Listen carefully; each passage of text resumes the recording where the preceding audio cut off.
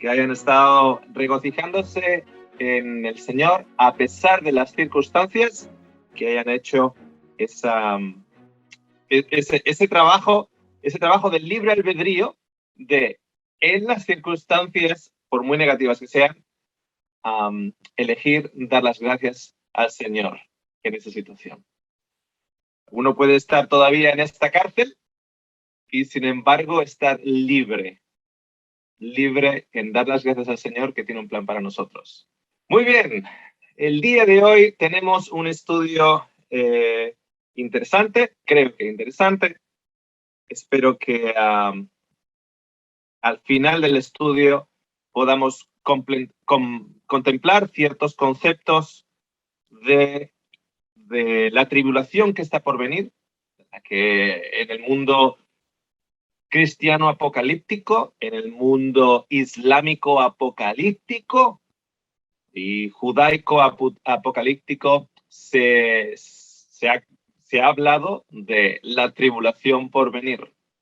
Y vamos a ver de qué manera podemos poner un poquitito de un ángulo diferente, tal vez, a algunas ideas que tal vez sean preconcebidas las que tenemos, o por lo menos proveer una alternativa. Voy a compartir pantalla. Déjame compartir. Ahí estamos. El peor año de la historia y la gran tribulación. Ese es el título de hoy. El peor año de la historia y la gran tribulación. Comenzamos con una oración. Gracias por la oportunidad que nos das de aprender más de ti y aprender también de quiénes somos nosotros en ti, de la seguridad que nos das y de que a pesar de tribulaciones sigues estando con nosotros hasta el final, porque esa es tu promesa. Te lo agradecemos en nombre de Jesús. Amén. Muy bien, el peor año de la historia. El peor año de la historia. Bueno, no sé qué año fue cuando el asteroide que ven en imagen cayó en la península de Yucatán, en México. Si ven en la imagen, ven que la mitad o un poquito más de un tercio de ese asteroide está las marcas o la imprenta de ella, de esas marcas en tierra, y 2/3 está la marca o la imprenta en el mar. Yo no sé qué año fue ni qué día en la historia, pero lo que os puedo garantizar es que ese año en México, por lo menos, no fue un buen año. Y no solo en México. Ustedes se pueden imaginar la cantidad de no solo agua, sino movimiento tectónico, residuo en el aire que se pudo generar con ese golpe en Yucatán. O sea, cuando jugamos a detectives, vamos a mirar por las huellas, ¿no? Si ha habido un crimen, entra el detective y tratan de mirar por las huellas dactilares, huellas en la pistola, diferentes marcas en la casa. Cuando vemos el globo terráqueo, vemos una huella muy clara de un número de impactos de asteroides. Hay uno tremendo en Sudáfrica, uno tremendísimo también en la zona de Rusia, bastantes en el centro de Australia, pero este de Yucatán es inmenso y yo no hubiese querido estar en las proximidades, y por proximidades tener en cuenta que hay un efecto colateral. Con un impacto así en una parte del mundo puede afectar las cosechas en el otro parte del mundo. Un impacto así en una parte del mundo puede afectar el residuo en el aire de polvo, de basura en el aire que oculte la entrada del sol, etc. O sea, con ello quiero decir que ese impacto en la península de Yucatán no solo va a impactar de una u otra manera en las cosechas, en la temperatura y de los alrededores, sino muy posiblemente de gran parte del globo terráqueo. Y es algo que como detectives, pues está ahí, es una huella dactilar que está ahí, que es evidente, que no la podemos negar. Bien, en Mateo 24 es donde encontramos lo siguiente. Porque habrá entonces gran tribulación, cual no ha habido desde el principio del mundo hasta ahora, ni la habrá. Y si aquellos días no fuesen acortados, nadie sería salvo. Mas por causa de los elegidos, aquellos días serán acortados. Por causa de los elegidos, aquellos días serán acortados para que sean salvos, porque si no fueran acortados esos días, nadie sería salvo. Quiero que entiendan un número de detalles antes de expandir en este estudio. Jesús, en repetidas ocasiones a lo largo de su ministerio, da un énfasis al tipo de salvación que no se refiere a la salvación de la carne. De hecho, carne y sangre no heredará el reino de los cielos. De hecho, el reino de los cielos es donde no está la polilla, donde las cosas no se oxidan, etc. Jesús dice que aquel que quiera salvar su vida la perderá y al que pierda su vida la salvará. Cuando Jesús está hablando de tribulación, y cuando nosotros estamos entendiendo por tribulación, creo que estamos entendiendo dos cosas diferentes. ¿Por qué digo esto? Porque aquí está hablando de nadie será salvo. ¿Se refiere a salvo de qué manera? ¿Salvo físicamente? Jesús murió a los 33 años de edad, bajo nuestros estándares, bien joven. Una persona bien joven. Pablo mismo, su muerte fue acelerada porque no murió por vejez, murió por decapitamiento. Pedro murió crucificado al revés. Cuando vemos a Jacobo, que murió con la espada de Herodes, bien joven también. Si aquellos días no fuesen acortados, nadie sería salvo. Se está refiriendo físicamente, se está refiriendo a la población del mundo y de una tribulación sobre la población del mundo con un impacto físico en el cual físicamente están muertos. Jesús mismo dice que los muertos entierren a los muertos. ¿Qué significa que los muertos entierren a los muertos? ¿Cómo los muertos van a enterrar a los muertos? Porque uno puede estar caminando las calles de Madrid y estar muerto. Uno puede estar con pulso, con latidos en el corazón, con aire en las narices y sin embargo estar muerto espiritualmente. Yo no creo que Jesús esté hablando de ser salvo en un sentido carnal, en un sentido de yo estoy salvo porque estoy respirando. Entonces, si no se refiere a yo estoy salvo porque estoy respirando, sino a lo que es la salvación y entrada en el reino de los cielos, tal vez entendemos el versículo 21 también de la misma manera. Fijaros, porque esta tribulación, habrá entonces gran tribulación, cual no ha habido desde el principio del mundo hasta ahora, ni la habrá. O sea, es un tipo de tribulación que no ha habido hasta el momento en que llegue, no ha habido nada igual, y una vez que llegue, no habrá nada igual. Ya no se volverá a repetir una tribulación de tal magnitud. Pero eso no es lo que vemos en la historia. De hecho, el libro de Eclesiastés nos dice que no hay nada nuevo, ¿dónde? Bajo el sol. No hay nada nuevo bajo el sol. Guerras han existido y existen y posiblemente mañana seguirán existiendo. Digo mañana, evidentemente va a haber un momento en el cual ya no los haya, pero guerras las ha habido, hambre las ha habido, crímenes los han habido. Vamos a ver unos detalles de lo que para algunos ha sido el peor año de sus vidas.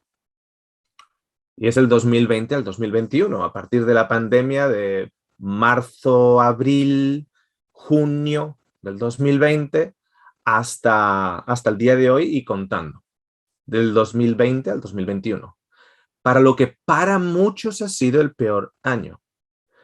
Tener en cuenta que cuando Jesús habla de una gran tribulación, yo entiendo que va a ser una tribulación para todos, no para muchos o para algunos, sino para todos. De hecho, los días se acortan por los elegidos, porque si no, ninguno sería salvo. Fijaros, esto lo miré ayer. Estaba curioso de, según las estadísticas, cuántas muertes a día de hoy han sido reportadas o asociadas al COVID-19. Y según lo que Google pone, por ahí está la imagen, tenemos 4.27 millones. Algo más de 4 millones de personas a las cuales se les ha atribuido el COVID como la causa principal de muerte. Ya no hablamos de que haya factores de salud contribuyentes al hecho de que fallecieran, etc. El caso es que 4.27 millones. 4 millones, por encima de los 4 millones. De ellos, por ejemplo, tenemos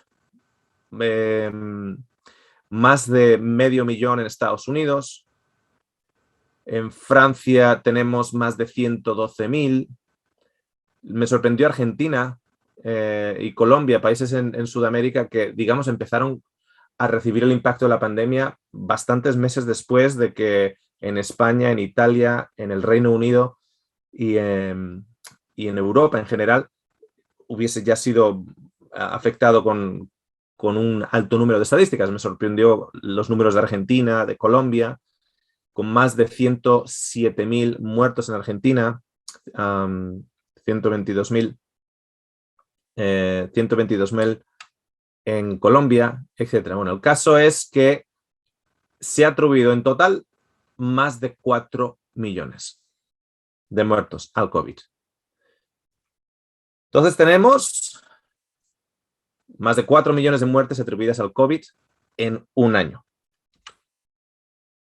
Más muertes que nacimientos en el Reino Unido por primera vez desde 1976. O sea, ha sido la primera vez que en Gran Bretaña, en el Reino Unido, ha habido más personas muriendo que naciendo.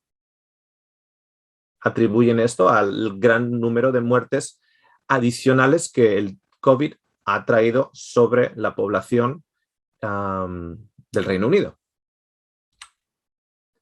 El riesgo de morir dando a luz es menor de 1 en 5.000 mujeres.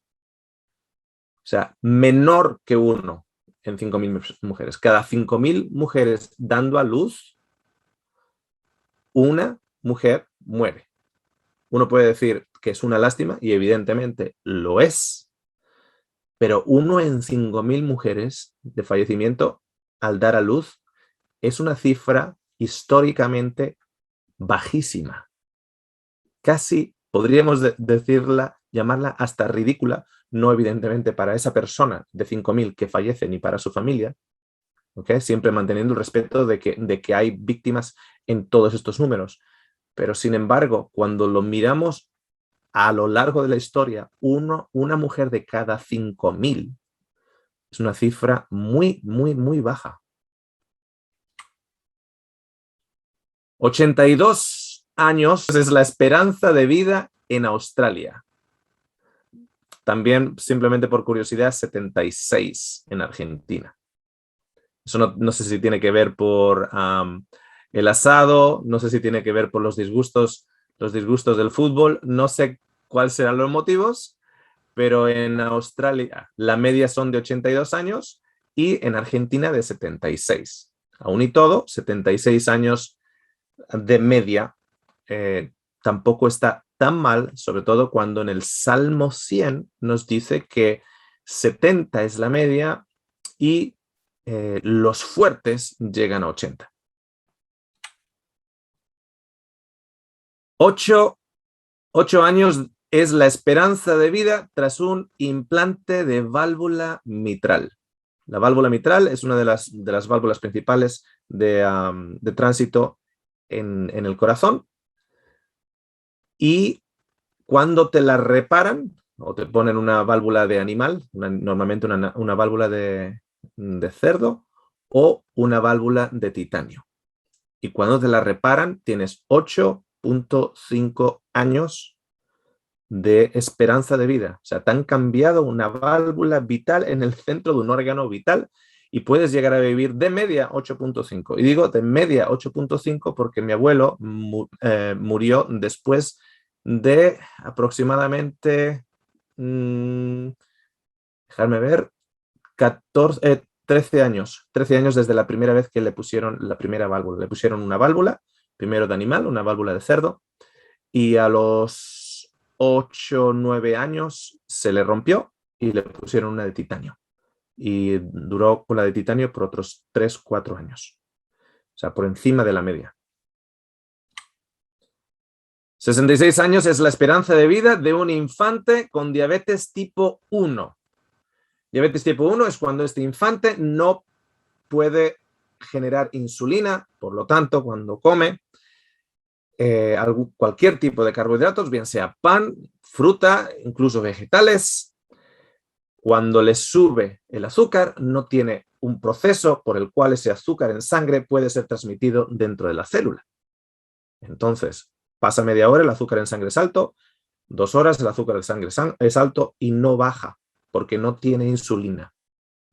Entonces, si tienes un niño que a la edad de 2 años se le diagnostica con diabetes de tipo 1, la esperanza de vida usando inyecciones de insulina, la esperanza de vida de ese niño tuyo es de 66 años. Que eso quiere decir que si se cuida puede llegar a los 70, puede llegar a los 75 años, que viene a ser una edad relativamente casi hasta de media, 66 años. ¿Saben cuántos años para un niño con diabetes 1 hace 150 años atrás? ¿Sabes cuál es la esperanza de vida? En el momento en el cual se desarrolla esa enfermedad, ese bebé muere. No son 66 años, no son 50, no son 40, no son 20. Es en el momento en que esa enfermedad se desarrolle, porque no tienen inyecciones de insulina, entonces ese bebé hubiese muerto. Entre un 60 y un 90%, eso va a depender del tipo de leucemia con el cual un niño puede ser diagnosticado. Dependiendo del tipo, el índice de supervivencia y que haga que ese niño deje de ser niño y se convierta en un adulto y tenga una vida normal y la experiencia de la leucemia simplemente se convierta en una anécdota infantil de haber pasado X número de meses, X incluso número de años entrando y saliendo del hospital, y sin embargo ahora esa persona ya tiene una vida normal, tiene hijos, etc. La esperanza de vida, dependiendo del tipo de leucemia, a día de hoy es entre un 60 y un 90% de recuperación. En el siglo XIX, sin embargo, vemos lo siguiente: la mortalidad infantil en países como Alemania, no estamos hablando de países escondidos que nadie conoce su lugar en el mapa, sino países como Alemania, era de 250 infantes por cada 1000 nacimientos. O sea, nacían 1000 niños y sabías que de esos 1000 niños, 250 se te iban a morir. Tú tenías 10 hijos y entre 2 o 3 se te iban a morir. Ya estabas asumiendo que un cuarto de tu número de niños se te iban a morir. No iban a llegar a adulto. No iban a pasar por la adolescencia. No iban a llegar a la veintena. De 10, 2.5. Entre 2 y 3 niños se te iban a morir en el siglo XIX. La mano de obra infantil era norma de la época. Ver a niños trabajando en las minas, ver a niños trabajando en los hornos de carbón, ver a los niños acarreando pesos, que a día de hoy incluso adultos tendrían problemas de acarrear por 10, 14 o 16 horas trabajando. La mano de obra infantil en la época era común. La esperanza de vida a principios de siglo era de aproximadamente 40 a 42 años de edad, a principios del siglo XIX. A finales del siglo XIX, de entre 48 y 50 años para principios del siglo XX. O sea, al final del siglo XIX, principios del siglo XX, ya tenemos una esperanza de vida entre 48 y 50. Quiero puntualizar, sí, que esta esperanza de vida evidentemente está teniendo en cuenta el hecho de que se te están muriendo con la edad 0, 250 de cada 1000 nacimientos. Entonces eso te va a influenciar evidentemente las estadísticas. Significa que en el siglo XIX iba a haber gente que iba a llegar a los 90 años, iba a haber gente que iba a llegar a los 80 años y a los 70 años, etc. La media evidentemente está calculada teniendo todos aquellos nacimientos, y como tienes tanto nacimiento infantil que acababa en fatalidad, pues eso te va a destrozar un poco la media. O sea, quiero que también se vea el contexto de cómo se saca esa media de 40 a 42 o de 48 a 50. Pero, evidentemente, tenemos enfermedades como la tuberculosis, que mataba a todas las edades, jóvenes como más mayores, de media edad o ancianos. Así la tuberculosis, el sarampión, la cólera, la fiebre escarlata, el tifus, la polio, la plaga negra, la gripe, eran causas de epidemia y alta mortandad, alta. O sea, todas estas cosas eran consideradas plagas, y cuando llegaban, arrasaban con lo que pillaban delante. El concepto que tenían ellos de higiene era muy, muy diferente al concepto que tenemos a día de hoy. La pobre calidad de agua, guerras, hambrunas y falta de servicios básicos sanitarios eran causas comunes de mortalidad. Una de las razones por la que históricamente vemos que el consumo de cerveza o el consumo de bebidas fermentadas era común, mayormente la cerveza, por ejemplo, en Europa, de la manera en la que los fenicios, por ejemplo, la desarrollaron, la distribuyeron en todos los lados, la cerveza y también jugo de uva fermentado o vino. Una de las razones era porque era súper peligroso beber el agua. Mientras que el proceso de fermentación en la cerveza, pues como que mataba un poquitito todo lo malo, y con la fermentación había un dominio de ciertas bacterias, de ciertas levaduras, etcétera, y que causaban una protección por el hecho de que el agua limpia no era fácil de conseguir. Por eso se ve tanto consumo de cerveza, porque era lo más seguro para que no te matara el agua. Fijaros el interesante contraste. En 1347, la plaga negra causó la muerte de aproximadamente 200 millones de personas solo en Europa en 4 años. 1347 en 4 años. Bien, es verdad que llevamos un año con el COVID, que ha sido el peor año para muchas personas, y no hay que negarlo, ha sido el peor año para muchas personas, pero a día de hoy globalmente se anticipa que son aproximadamente algo más de 4 millones de personas que han fallecido por el COVID. Y en esas 4 millones, pues va a haber personas que igual el COVID estaba presente, pero no fue la causa principal.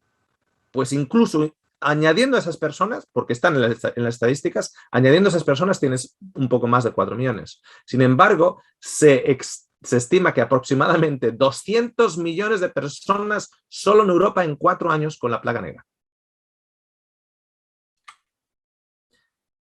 Sin embargo, a día de hoy, compañías como Netflix, Google, Amazon, Zoom han subido de su valor entre un 60 y un 500% desde el inicio de la pandemia. Mientras nos estamos repitiendo nosotros mismos que esto es lo peor que ha venido sobre el mundo, lo estamos haciendo mientras nos estamos viendo una película en Netflix o estamos viendo algo en YouTube. Cosa que en similares ocasiones en la historia no tenían ese privilegio o esa comodidad, podríamos decir. En 1918, la gripe, lo que le llamaban la Spanish flu, vuelvo a repetir, no es porque los españoles la crearon. Esto no es como la acusación que se le ha hecho a China con el COVID-19.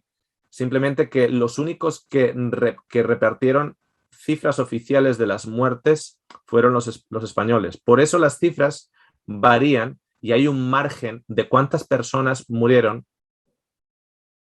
de la muerte, y aproximadamente entre 30 y 50 millones de personas. 30 a 50 millones de personas en algo más de 2 años con la gripe o la Spanish flu.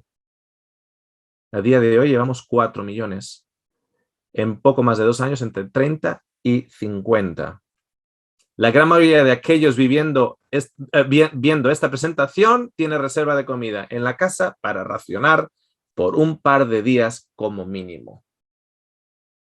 Simplemente es un poquitito contrastar que lo que llamamos el peor año de la historia tiene muchos aspectos de perspectiva personal y contexto actual. Pero cuando lo ponemos en referencia a otros momentos en la historia, ya quisieran ellos, en otros momentos, estar en esta situación. Qué curioso, ¿no? 536 en la Common Era o era común, el peor año de la historia. Esto ha sido calculado por la ciencia basado en una recolección histórica de eventos, de sedimentos, de cenizas, sedimentos tienen medidores de temperaturas, etcétera, que históricamente ha ido pasando por más de, no sé si han revisado aproximadamente un estimado de 3.000 años. O sea, este concepto de que el 536 después de Cristo, el 536 fue el peor año de la historia, está basado en el hecho de que no tienen referencia de todos los años de la historia, sino mirando desde aquí para atrás entre 2.500 y 3.000 años atrás, basándose en escritos históricos, documentos históricos, que cada vez, evidentemente, cuanto tiras más para atrás tienes menos, y evidencias científicas como cenizas, sedimentos de cenizas, medidores de temperatura. Cuando digo medidores de temperatura, hay maneras de determinar cuál era aproximadamente la temperatura basado en ciertos residuos de vegetación, etc. No es que tuvieran un termómetro chequeando tantos años atrás, ¿okay? Pero hay maneras de determinar aproximadamente si fueron veranos muy duros o muy calurosos o inviernos muy, muy fríos, etc. Y en ello se ha determinado a día de hoy que el 536 es el peor año de la historia. La erupción de volcanes en Islandia, el Mediterráneo y en la costa del Salvador, prácticamente simultáneamente, causan una oscuridad del globo terráqueo. Esto es básicamente también la era donde en inglés le llama The Dark Ages o la época oscura. Y nosotros hemos interpretado que la época oscura es oscura porque las escrituras fueron quitadas de la gente. Tener en cuenta que para el 536 recién el canon de las escrituras tiene aproximadamente 100 años, más o menos. O sea que desde que Cristo fallece no hay 500 años con las escrituras, por lo menos no con el Nuevo Testamento. El canon que incluye el Nuevo Testamento empieza a desarrollarse aproximadamente a mediados del siglo III, con lo que para el 536 solo tenemos el Nuevo Testamento en canon aproximadamente 100 años. Pero lo que sí tenemos es edad oscura o inicio de una edad oscura, porque cuando tú tienes 3 volcanes sacando lava y ceniza y residuo a la atmósfera, una de las cosas que ocurre es que te bloquean el sol. Y en los registros de la época, hay registros de la época en los que hablan de que se camina por las calles y no se encuentran las sombras. Hay como una capa en la cual durante el día el sol está tapado como ceniza, como si estuviera como un gran incendio que ha levantado mucho humo y te ha tapado el sol. El sol está eclipsado y reportes de la era de esa época dice que y la gente no encontraba sus sombras. Había tan poco fuerza del sol que no generaba sombra. 18 meses de oscuridad con el sol eclipsado. 18 meses con el sol eclipsado. ¿Sabe lo que eso va a significar? Más de una década con una reducción de temperatura global de entre 4 a 10 grados Celsius. Lugares donde se puede determinar que si la temperatura en verano era aproximadamente de 25 grados, podías tener días de 10 grados, o sea, veranos de 10 grados. De hecho, se le conoce también como el año donde no hubo verano. Hacía frío porque el sol no está penetrando y la acción térmica del sol no se está generando. Entonces, ¿qué ocurre con las cosechas? Bueno, no cosechas. Si no hay cosechas, hay hambre y hay enfermedades. Reportes de la época del imperio ya heredado de los romanos, digamos, ya heredado a manos de pasado ya Constantino, heredado a una iglesia católica que estaba cogiendo más fuerza y a unas instituciones regionales en Europa del oeste. Dicen que era pasar por un pueblo, pasar por una ciudad y no encontrar a nadie con vida. Reportes de mamás cocinando a sus bebés antes de fallecer. Reportes de muertes por las calles, pestilencia, porque cuando tú no estás comiendo, cuando no te está dando el sol, cuando no estás, cuando la calidad del aire es muy pobre, tu sistema inmunológico está cada vez más débil, no tiene los recursos para defender ningún tipo de enfermedad, tienes cada vez menos energía, no hay limpieza, la gente fallece, las ratas vienen. Y como consecuencia de ellos tenemos en el 541 la plaga bubónica, que contribuyó a la muerte de 1/3 a la mitad de la población de Europa. La plaga bubónica que viene precisamente de una pulga en las ratas. Y las descripciones, si alguna vez tenéis la oportunidad por vuestra propia cuenta de mirar las descripciones de personas que sobrevivieron el pasar por ciertos pueblos y pasar por ciertas ciudades, son horrendas. No había hombre, mujer o niño en pie. Y fuimos a la siguiente población y tenemos que reportar que no se encuentra hombre, mujer o niño en pie. O sea, pasaban por poblaciones los historiadores de la época, porque en esa época existían personas que ya estaban, digamos, generando historia o escribiendo, bien sea en su perspectiva, pero de todas maneras algo que tenemos de la época. Poblaciones enteras, totalmente aniquiladas por la enfermedad, la hambruna, etc.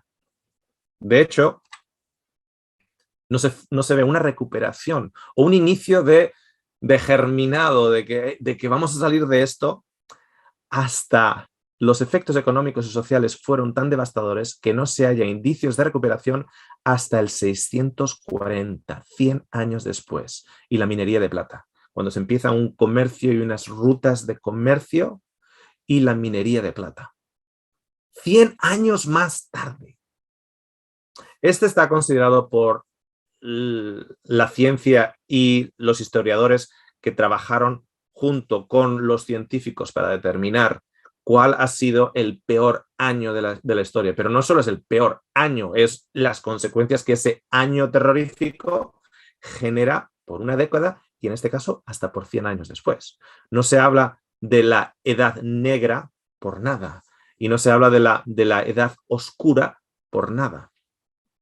Cuando nosotros comparamos el 536 con el 2020, el 2021, de repente el 2020 y el 2021 parece un año de cuarta división. Si estamos hablando de cuál es el peor y ponemos a este año como el peor, definitivamente el 2020 al 2021 no va a ser el segundo peor. De hecho, en Estados Unidos se ha hecho un estudio del impacto del 2020 al 2021 en Estados Unidos, comparado con la historia reciente de Estados Unidos, por los últimos 200 años. Y el COVID-19 y el impacto tanto social, de muerte, social, económico, el impacto en Estados Unidos del COVID-19 entre el 2020 y el 2021, en el ranking, en la posición, ha posicionado este año en el que estamos viviendo en el número 8 de peores años de la historia solo de Estados Unidos, de los últimos 200 años. O sea que los historiadores y los científicos y los economistas que han estudiado el impacto en las diferentes áreas que este año, del 2020 al 2021, ha generado, cuando han traído todos los datos de otros años y de otras crisis, han puesto en el ranking este año en el número 8 de su propia historia local. En el número 8. O sea, que hay 7 años peores en Estados Unidos. En su pequeña historia de 250 años. No es ni siquiera en el ranking 1 de los últimos 100 años. El impacto económico, social, el impacto que ha podido tener en familias, el impacto que ha podido tener en muertes, etc., no está en el ranking de número 1 ni siquiera en los últimos 100 años de la historia global. Tremendo. Porque si estamos entrando en la gran tribulación, si estamos a las puertas de la gran tribulación, ¿qué dirían aquellos que estaban en el 536?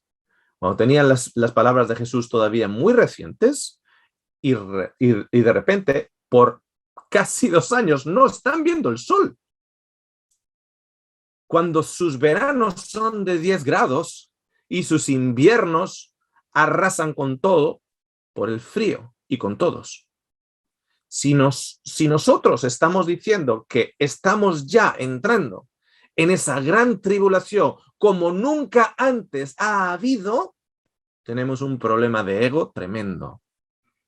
De hecho, creo que es un insulto al sufrimiento de la humanidad tremendo, siempre guardando las distancias de que, como dije y dije al principio y continúo diciendo, ha sido el peor año para muchas personas.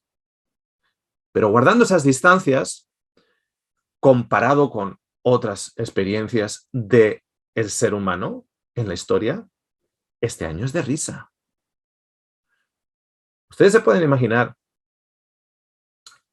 lo que significará, por ejemplo, para una persona, yo tengo muchos amigos en Venezuela que lo están pasando realmente de una manera muy difícil en diferentes aspectos, no solo económicos, sino de salud, etcétera, sociales, en los últimos 5 años, ver en la televisión que Australia vive en un país policial. El de Venezuela le tiene que dar un ataque de risa. Australia en un país policial.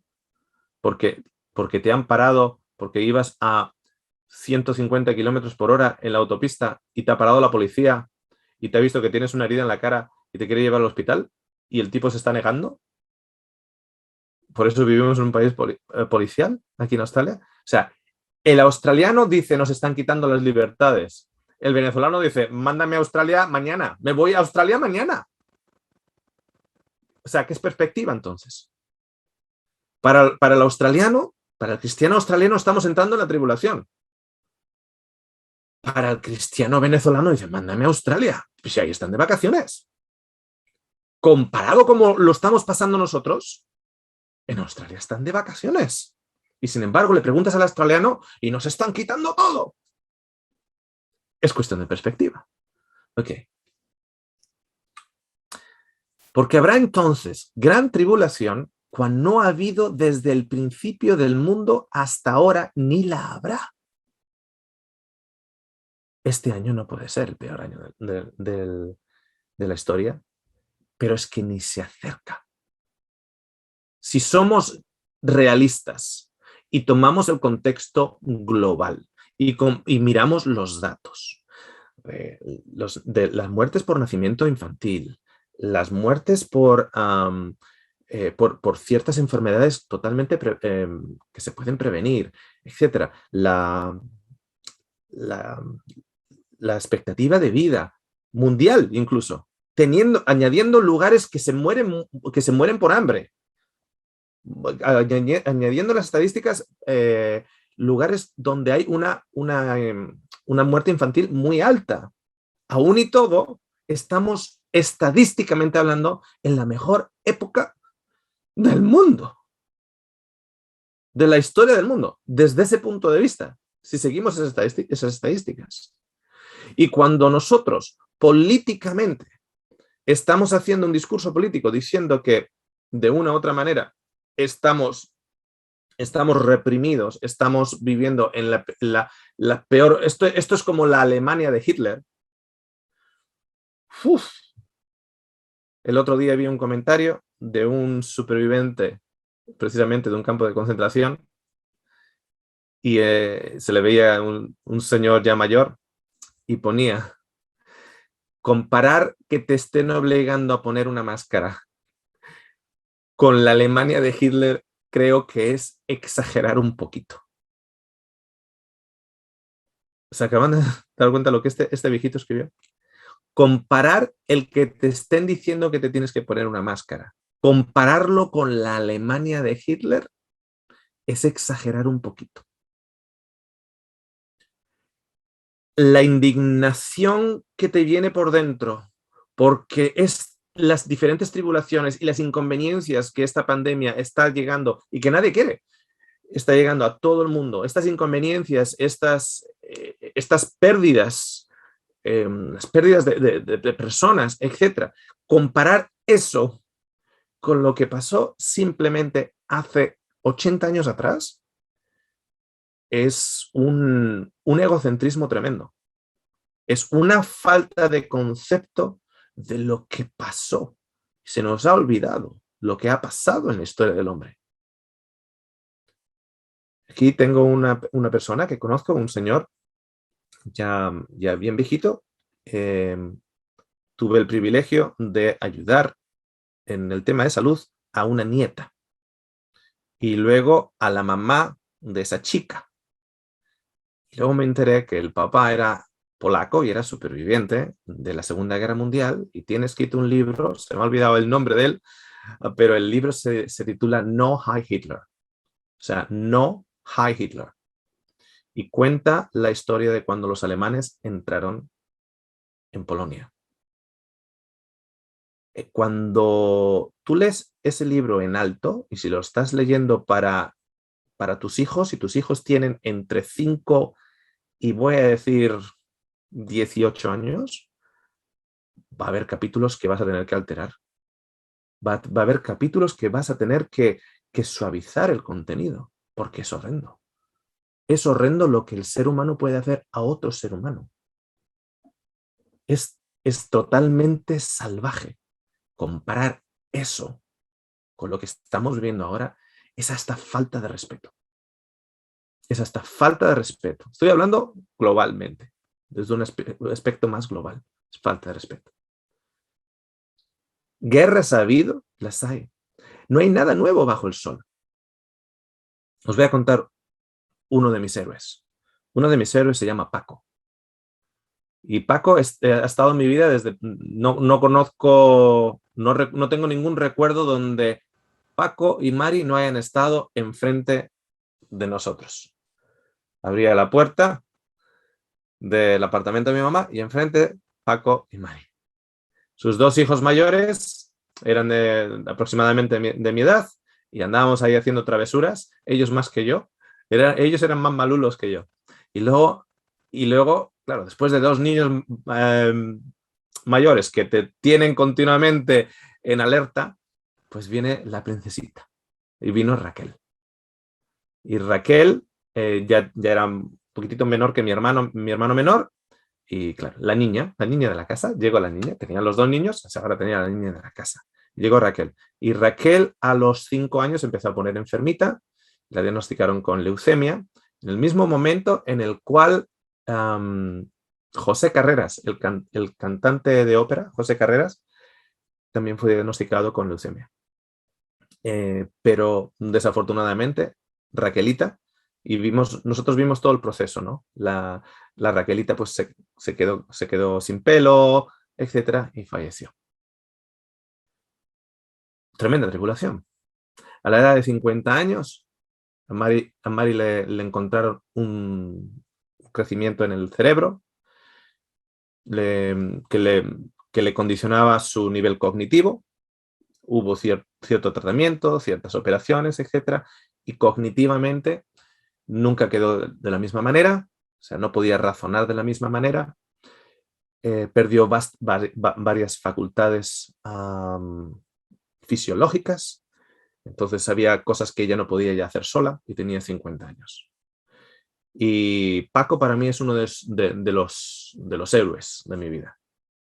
Porque, y esto va para las mujeres, porque hombres como Paco sí existen. Hombres como Paco que no se van ante las dificultades. Hombres como Paco, o sea, hace poquito una señora me dice, mi pareja ha escuchado el mensaje tuyo con relación a tu esposa y me dice, está engañando, eso no existe, el hombre no es así. Él no será así, pero gente como Paco existe. Hombres, verdaderamente hombres, no niños, ¿eh? Hombres, no niños vestidos de hombres, sino hombres como Paco existen. Y desde los 50 años siempre se le veía a Paco cuidando a Mari. Y Mari, que por la operación en el cerebro no podía caminar bien, entonces siempre del brazo de Paco. Siempre del brazo de Paco. Y a uno veía a Mari tan frágil y tan deteriorada, tan rápidamente, que nunca se hubiese imaginado que Paco y Mari cumplirían 60 años juntos, o sea, cumplirían 60 años y 65 años y 70 años y 75 años y 78 años. Para mí Paco es un héroe que ha estado ahí por más de 25 años llevando a su esposa a todos los lados, cuidándola, limpiándola, lavándola, llevándole al centro de día, recogiéndola, etc. ¿Tú te imaginas decirle a Paco, después de estos 25 años, Paco, viene una gran tribulación, se están firmando cosas en el Vaticano, se están firmando cosas en Estados Unidos, los reptilianos están firmando cosas, hay un reseteo? Paco, ¿no has escuchado tú del reseteo? Viene un reseteo, viene una gran tribulación, nos van a poner en las cárceles, nos van a poner, nos van a reprimir nuestras libertades y una tribulación como nunca otra.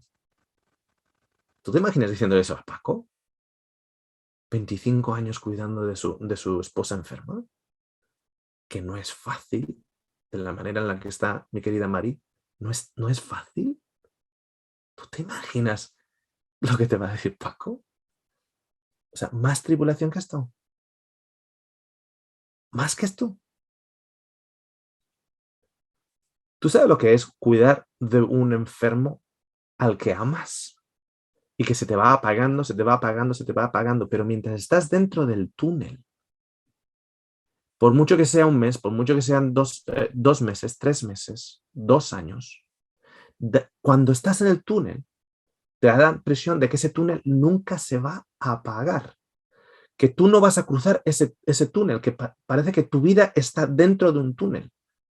Tú ya estás en una tribulación. Tú ya estás en una tribulación. Tú sabes que hay gente que está tratando de reunirse, y no puedo dar nombres, en este caso, a Paco sí doy el nombre, porque estoy muy orgulloso de él y lo quiero mucho. ¿Okay? Esto de dar nombres por internet, por tal. A Paco sí, porque es un héroe.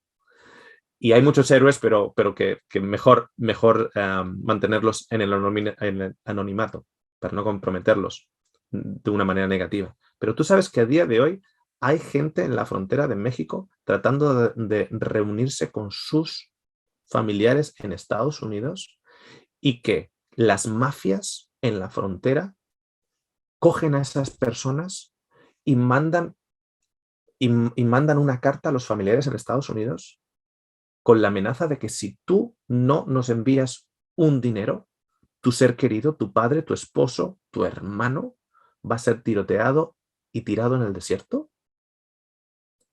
Tú le vas a hablar a esas personas, o a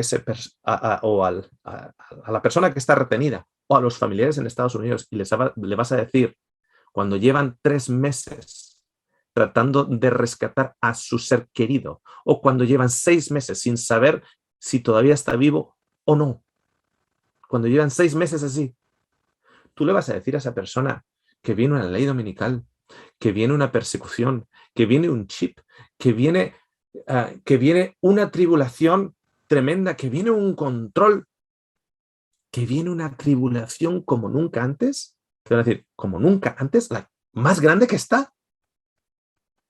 Más grande que está. Tú le vas a decir a esposas que están esperando por su esposo que salga de la cárcel,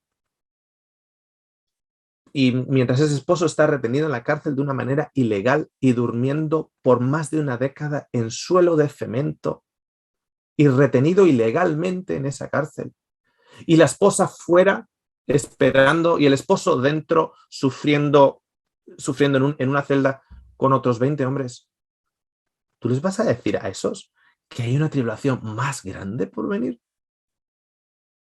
Es que si tú le vas a decir a esas personas que hay una tribulación grande por venir, vives tan desconectado del sufrimiento humano que es increíble. Vives totalmente desconectado del sufrimiento humano. No tienes un entendimiento, un concepto de lo que está sufriendo la gente a día de hoy. La gente está sufriendo. Otra héroe, mi amiga Nerly. Mi amiga Nerly, ella es una enfermera de profesión. De hecho, se jubiló a los 65 y seguía extrayendo en un centro de extracción de sangre por otros 5 o 7 años más. Tenía una pasión por la enfermería. Cuando yo iba al supermercado, veía a su esposo Tom y le digo, Tom, ¿qué haces aquí? Estoy esperando a Nerly. Y me dice, ¿qué está haciendo? Me dice, la vampiro. Está vampireando. Claro, sacando sangre. Está vampireando, sale en 5 minutos. A Tom le empieza a doler mucho la espalda y Nerly se tiene que retirar porque le empieza a dar síntomas de Parkinson. Entonces ella se tiene que retirar del trabajo porque, claro, no te van a sacar sangre y la enfermedad tiene Parkinson. No es buena combinación. Entonces ella finalmente se jubila a la edad de 70 años y ahora van a disfrutar con Tom. Y disfrutan 2-3 años y a Tom le empieza a doler la espalda. Tanto es así que le van a hacer una operación de espalda. Y cuando le abren se dan cuenta que lo que le está dañando la espalda es un tumor. Y este tumor está a lo largo de la zona lumbar y es el dolor. Le cierran y empieza el tratamiento tratamiento paliativo. Pero es curioso porque hay gente que en tratamiento paliativo duran 3 meses, no 3 años como Tom. ¿Y quién es Mary? Nelly, 3 años, cuidando, enfermera de corazón, en su casita, con más de 75, 76 años, cuidando a Tom. Le eché la bronca un día cuando me enteré que tardó 40 minutos en levantar a Tom del suelo, de la cama. Porque se había caído el de la cama y tardó 40 minutos. Ella, la pobrecita, con 78 años, tratando de levantar al esposo del suelo.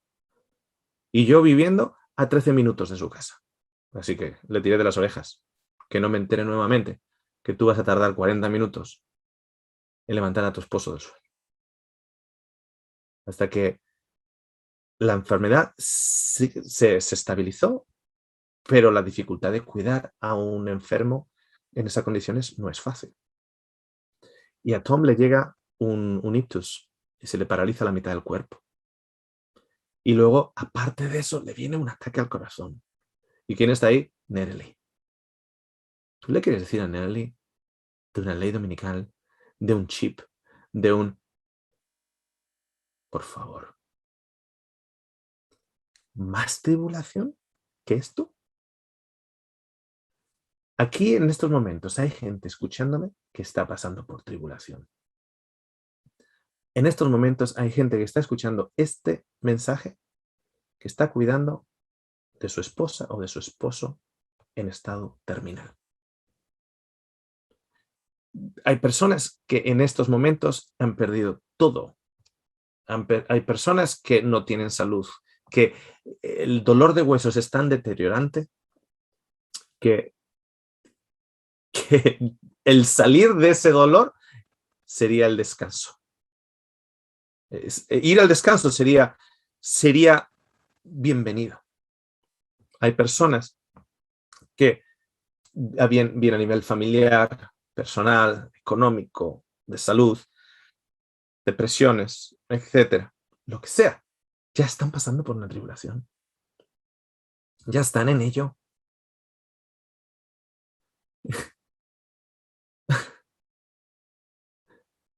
Eso me frustra un poquito.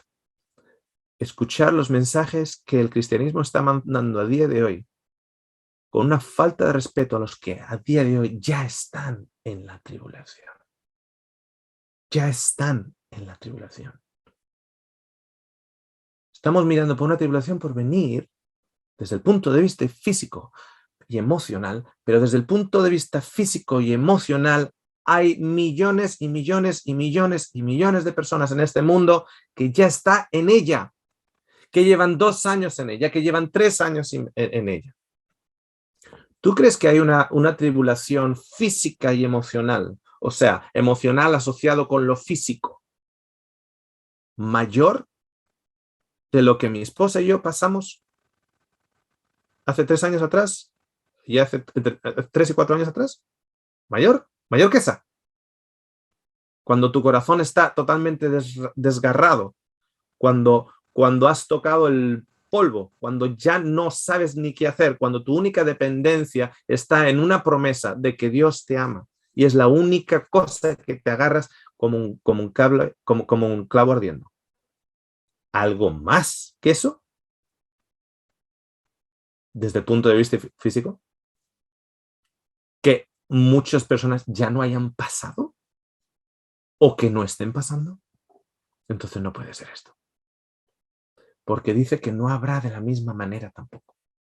Que no la ha habido de esa manera y que no la habrá de la misma manera. Y que los días serán acortados por los elegidos para que sean salvos. En Apocalipsis 7 dice lo siguiente: después de esto miré, y he aquí una gran multitud, la cual nadie podía contar. Una multitud que nadie puede contar, como la arena del mar. La arena del mar no se puede contar, es incontable, es una hipérbole, no se puede contar. Es una exageración tremenda para poner un punto. Y el punto es ¿cuál? Que no se puede contar, es enorme. Es enorme. Entonces la NASA va y dice, no, pues yo te la voy a contar. Y vamos a estipular y vamos a poner un algoritmo. Y en ese algoritmo vamos a mirar el ratio de crecimiento y el ratio de reproducción, etcétera, etcétera. Y te vamos a dar una aproximación. Y en esa aproximación, la NASA te da, en sus calculaciones algorítmicas y matemáticas de cálculo, te da una aproximación que desde el principio de la existencia del ser humano aquí en la Tierra, entre muertes y guerras, nacimientos y existencia del ser humano, aproximadamente estamos hablando de 100.000 millones de personas a lo largo de la historia. 100.000 millones. La Biblia dice no la puedes contar y la NASA dice sí. Lo que pasa es que la NASA no cuenta al niño de 6 meses dentro de la barriguita de la mamá. La NASA no ha contado ese. No ha contado al niñito de 5 meses dentro de la barriguita de la mamá tampoco. Lo que sí sabemos es que en el libro de Isaías, en la nueva tierra, hay bebitos que chupan de la tetita de la mamá. Uy, ¿y eso? ¿Cómo que chupan de la tetita de la mamá? En la nueva tierra. Sí, porque la NASA a esos no cuenta. Es que es incontable. La multitud es incontable. No se puede contar. Ni el mayor algoritmo matemático, porque no tiene en cuenta, entre otras variables, los embarazos de los bebés que estaban dentro y no vieron la luz del día y sin embargo su corazón estaba latiendo. Por ejemplo, es una variable. Después de esto miré y he aquí una gran tribulación, la cual nadie podía contar, de todas naciones y tribus y pueblos y lenguas. Es una multitud de todas naciones. Yo creía que los únicos que eran la gente de Dios eran los judíos. En el Antiguo Testamento nos dice eso, que solo los judíos es el pueblo de Dios. Pero aquí nos dice que es de todas las naciones, de todas las tribus, no solo los judíos, y de todos los pueblos y de todas las lenguas, que estaban delante del trono y en presencia del Cordero, vestidos de ropas blancas y con palmas en las manos, y clamaban a gran voz, diciendo, la salvación pertenece a nuestro Dios, que está sentado en el trono y al Cordero. En el 13 nos dice, entonces uno de los ancianos habló diciéndome, estos que están vestidos de ropas blancas, ¿quiénes son y de dónde han venido? Estos que son incontables como la arena del mar, que no se pueden contar, incontables como las estrellas del cielo, que no se pueden contar, que son de todas las naciones, todas las tribus y todas las lenguas. ¿Quiénes son y de dónde vienen? Yo le dije, Señor, tú sabes. Y él me dijo, estos son los que han salido o los que han venido o los que han pasado a través. Mirar la palabra, pone aquí salido, pero es lo que han pasado, los que han pasado por ese túnel y han salido en el otro lado del túnel, los que han atravesado la gran tribulación y han lavado sus ropas y las han emblanquecido en la sangre del Cordero. En Oseas 1 dice lo siguiente, y el Señor dijo, ponle por nombre lo a mí, porque vosotros no sois mi pueblo, y yo no soy vuestro Dios. Pero el número de los hijos de Israel será como la arena del mar, que no se puede medir ni contar. Y sucederá que en el lugar donde se les dice, no sois mi pueblo, se les dirá, sois hijos del Dios viviente. O sea, aquellos que se les dice, no sois mi pueblo, luego se les va a decir que son como la arena del mar, se les va a decir que sois pueblo del Dios viviente. Y en Apocalipsis 2 vemos un grupo que no son de él, sino que son de Jezabel. Son de la raíz de Babilonia. Y dice, yo conozco tus obras, y amor, y fe, y servicio, y tu paciencia, y con tus obras postreras son más que las primeras, pero tengo unas cosas contra ti, que toleras que esa mujer Jezabel que se dice profetiza, enseñe y seduzca a mis siervos a fornicar y a comer cosas sacrificadas a los ídolos. Y le he dado tiempo para que se arrepiente, pero no quiere arrepentirse de su fornicación. Estos no son míos. He aquí yo la arrojo en cama y en gran tribulación a los que con ella adulteran, si no se arrepienten de las obras de ella. Ahí va. ¿Y quiénes son esta multitud? Estos son los que han salido, los que han atravesado, los que han pasado de la gran tribulación. La gran tribulación no es para que tú te quedes en la gran tribulación, es para que tú atravieses la gran tribulación. Pero ha de ser una tribulación, de una u otra manera, que no dependa de los aspectos necesariamente físicos, porque todo está inventado. Y lo que faltaba por inventar, se lo inventaron en la Segunda Guerra Mundial, en los campos de concentración y en las salas de tortura de la Segunda Guerra Mundial. Lo que quedaría. Y si todavía quedaba algo, se lo inventaron en China con prácticas similares. O en la Unión Soviética, con las muertes que la Unión Soviética perpetuó sobre sus propios ciudadanos, o aquí, o allá, o las mafias, o lo que quedaba por inventar a nivel de cuán malos podemos ser para con otro ser humano, dónde podemos cortarle, qué electricidad, dónde vamos a ponerle la electricidad para que sufra más, de qué manera podemos meterle agua por las narices para que sufra más, cómo le podemos levantar las uñas para que sufra más. Todo eso ya está inventado. No hay nada nuevo de eso. Eso ya ha estado antes, por lo tanto no es algo que estamos esperando. Pero después de esa gran tribulación, ya no habrá nada igual. Esto es una memoria portátil USB. Parecida a la que tengo yo aquí en las llaves de mi auto. Esto es para la computadora. Cuando la compras, no tiene memoria en ella. Entonces lo que haces es, tú tienes el USB o USB, portales de USB en la computadora. Y lo que haces es lo conectas en la computadora. La memoria portátil está vacía. Necesita información. Y cuando está conectada a la computadora, puedes bajar la información de esa computadora sobre esta memoria extraíble. Y en pantalla te va apareciendo cuánto estás bajando. En este caso estás bajando 33 diferentes archivos y llevas 84 completado. No lo puedes sacar ahora. Si llevas 84 completado, no lo puedes sacar. Tienes que esperar, porque incluso cuando llega al 99% completado, tienes que esperar antes de sacarlo. Si tú lo sacas antes de que te ha dicho que está completado, si tú lo sacas y luego lo tratas de usar en otra computadora y tratas de leer la información que has metido aquí y la tratas de leer en otra computadora, te va a aparecer un mensaje diciendo: hay un error en los archivos, no se pueden leer. Un error en los archivos no se pueden leer. Para sacarlo, tienes que llegar a esta imagen. Los archivos que han sido instalados aquí ya están completados. Una vez que están completados al 100%, ahí ya lo puedes sacar.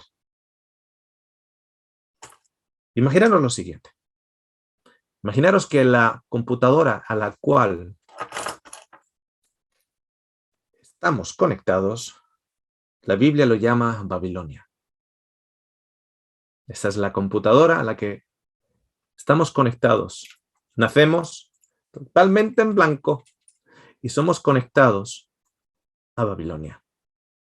Y en Babilonia tenemos ese profesor que nos tiene malía. En Babilonia tenemos a ese papá que trata mal a la mamá. En Babilonia tenemos esa experiencia de rechazo cuando cuando yo le dije a esa chica si le puedo llevar los libros y me dijo que no, que era muy feo. En Babilonia tenemos la experiencia de cuando tuvimos la primera pelea y perdimos la pelea. Y resulta que no era ni siquiera con un chico, era una chica que te dio un tortazo y fuiste ahí llorando a la casa y avergonzado. En Babilonia tenemos la vergüenza, tenemos los crímenes perpetrados contra nosotros. En Babilonia tenemos toda la información de nuestras vidas. En esa computadora tenemos toda la programación de nuestra ética, de nuestra cultura, de nuestras respuestas, etc. De hecho, en Babilonia, trata Babilonia de ponernos también diferentes imágenes de conceptos de Dios. En Babilonia tenemos las roturas de nuestros corazones, tenemos las alegrías, tenemos las fotos alegres y tenemos las experiencias y los poemas de tristeza. En Babilonia tenemos en la computadora de Babilonia tenemos la música de la adolescencia y tenemos el romanticismo de ciertas canciones y sin embargo tenemos también películas de horror, de crimen, de asesinato, de violaciones, de torturas, de cáncer, de enfermedades, de cárcel. En Babilonia tenemos todo eso. Pero nosotros tenemos esa información. Llega un momento que esa información está completada. La Biblia nos dice que nuestros días están contados por el Señor. Él nos conoce desde el vientre de nuestra mamá y nuestros días están contados. Y cuando nuestros días están contados, resulta que Babilonia nos ha llenado de información este disco. Esto se llama un server. Unos servers que son supercomputadores. Ahora imagínate que tú eres este disco, esta memoria extraída, que ahora ya está cargada con todo lo que te ha pasado en esta vida. Y ahora eres conectado a ese gran supercomputador.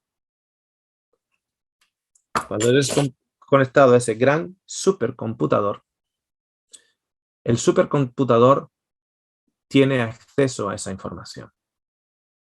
Imagínate ahora que no solo tú, sino tu esposo está conectado a ese supercomputador. No solo tú, ni tu esposo o tu esposa, y tus padres, sino el profesor del colegio. Aquella chica que te golpeó. Aquel otro que te traicionó. Aquel amigo que le creías amigo y de repente ya dejaste de hablar. Todas esas personas que de una u otra manera han influido en tu vida, de una u otra manera. Todas esas personas que has visto con el rabillo del ojo. Todas las experiencias que han sido impuestas sobre ti o que has experimentado, etc. Todo ello está accesible de una u otra manera en ese server.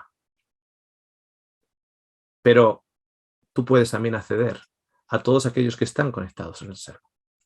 Tú puedes acceder a la información de esa chica, a la información de ese amigo, a la información de ese tío que hizo malas cosas para ti o en contra tuyo. Tú puedes acceder a toda esa información también. Pero ahora no desde tu punto de vista, sino desde su punto de vista, desde su historia, para poder entender el por qué hizo lo que hizo, qué le movió a hacer lo que hizo. En ese momento, tú vas a poder ver cómo tus palabras impactaron en otra persona. ¿Qué daño hicieron tus palabras sobre otra persona? En ese momento tú vas a poder ver tus traiciones, cómo impactaron a otra persona. Porque vas a poder ver, a través de la información compartida, cómo esa persona interpretó tus palabras, cómo a esa persona le dolieron tus palabras, cómo a esa persona le dolieron tus traiciones, cómo a esa persona le afectaron las circunstancias que le llevaron a responder de una u otra manera. Y lo que tú estás ganando en este server es acceso a la información de todos aquellos que de una u otra manera han influido en tu vida. El caso es el siguiente. Yo no puedo vivir tu vida. Como no puedo vivir tu vida, no puedo caminar en tus zapatos.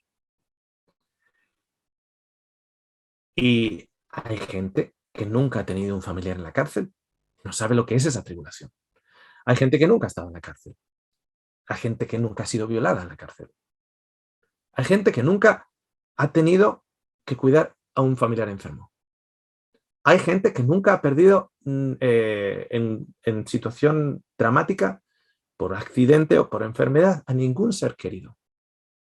Y que su única experiencia con la muerte es que se le ha muerto una mascota, se le ha muerto un perrito o un gato. Hay gente que de una u otra manera no ha recibido muchas experiencias. Yo no sé lo que es esperar por un esposo en la frontera de México. No tengo idea de lo que es eso. Yo no sé lo que es cuidar de una, como mi héroe Paco, cuidar de una mujer enferma con muy mala movilidad por más de 25 años. Yo no sé lo que es eso. Yo no sé lo que es que tus hijos te hayan puesto en una residencia y no te vayan a visitar. Yo no sé esa experiencia. Yo no sé lo que es que un soldado en la Alemania nazi o en la Polonia nazi te coja al bebé y te lo mate enfrente de tus ojos. Yo no sé lo que es eso. Yo no sé lo que es tener a 5 hijos y que los vecinos de tu pueblo en una guerra civil entren en tu casa y delante tuyo te matan a los 5 hijos y te dejan a ti con vida para que los sufras. Yo no sé lo que es eso. Yo no sé lo que es ser una niña de 7 años, ser violada por un hombre de 40 al que le tiene que llamar esposo. No tengo idea de lo que es eso. Pero cuando la memoria externa sea conectada al server de la supercomputadora, yo voy a tener acceso no solo a la información, sino a los sentimientos, para poder entender el pecado humano, para yo poder entender las influencias de mis palabras, de mis gestos, de mis acciones sobre otro ser humano y empezar a sufrirlo, a entender ese sufrimiento, a poder llegar a darme cuenta de que todos hemos pasado por una gran tribulación, pero que no me vale a mí solo mi experiencia, porque mi experiencia es limitada y no puedo entender el sufrimiento humano. Pero en este supercomputador sí. Es simplemente una parábola, lo que os acabo de contar. Simplemente una parábola.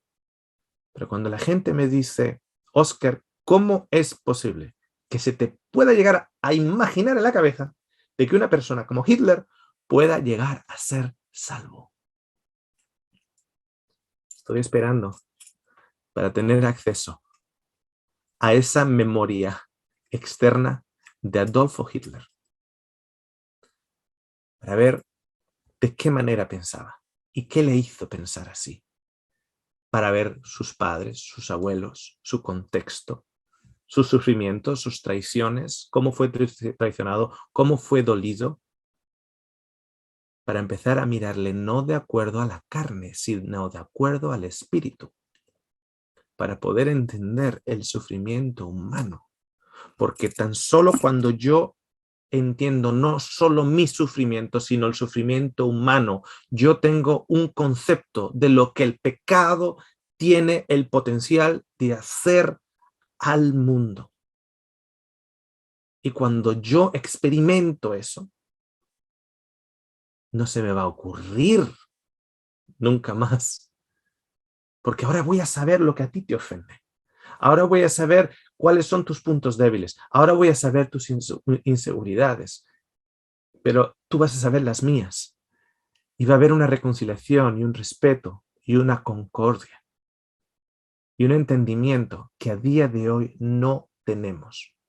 A día de hoy, en estos momentos, cada uno de nosotros, en nuestro contexto, estamos conectados a ese computador llamado Babilonia. Y cada uno estamos bajando diferentes archivos, porque tenemos diferentes contextos, diferentes ADNs, diferentes contextos culturales, etc. Pero cuando nosotros empecemos a ver el sufrimiento humano, como el sufrimiento humano está ocurriendo, va a haber una tribulación tremenda. Porque no es el entender lo que nosotros le hemos hecho mal a Dios, es entender lo que el ser humano también se ha hecho mal a sí mismo. No solo yo, sino el ser humano a sí mismo. Uy, ese día.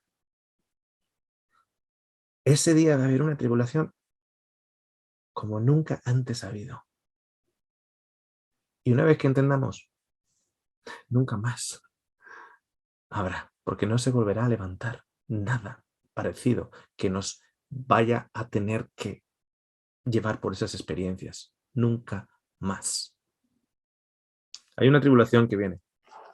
Y en esa tribulación vas a poder ver cómo una palabra a destiempo fue como una daga en el corazón de tu prójimo.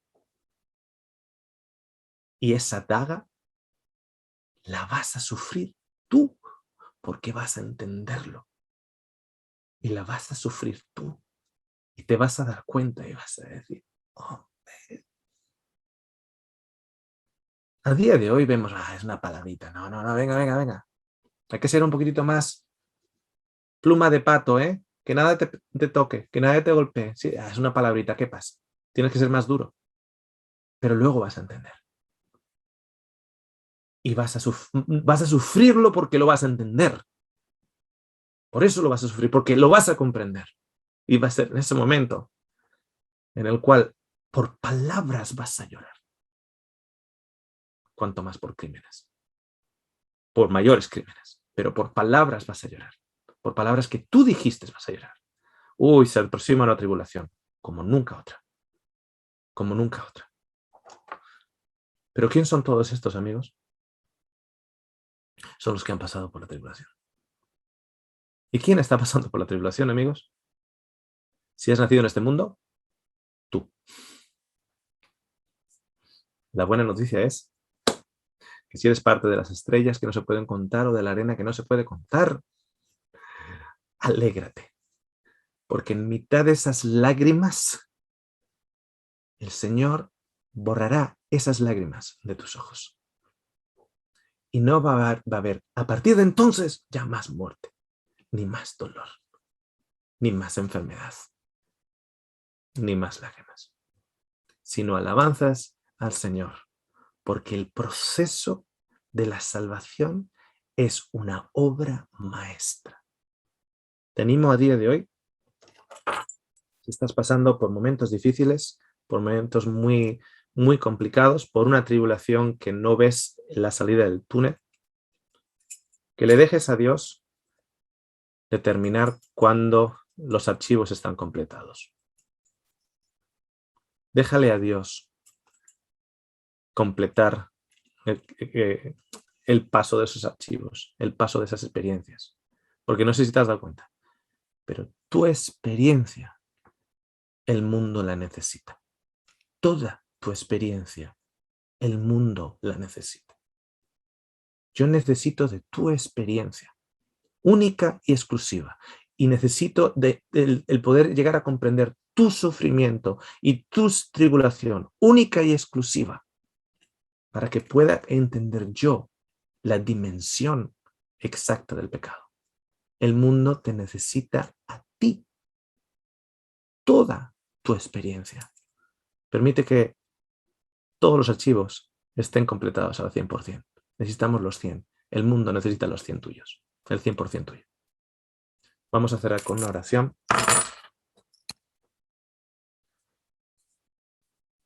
Gracias, Señor, por cada una de las experiencias que de una u otra manera aquello que ha sido con intención de maldad, de daño, de dolor, en contra de nosotros y a través incluso de nosotros, de una u otra manera, tú vas a hacer de ello una experiencia que sirva de luz, de sanación de las naciones. Te lo agradecemos todo en el nombre de Jesús. Amén.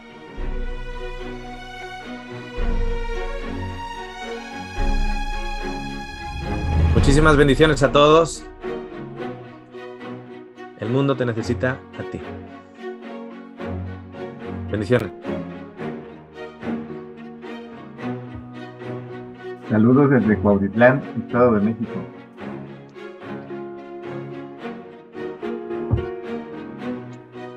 Feliz sábado, saludos de Argentina, Entre Ríos. Feliz sábado desde Chile, una venezolana en Chile. Toda mi gente bella de Santander de Quilichao, un abrazo.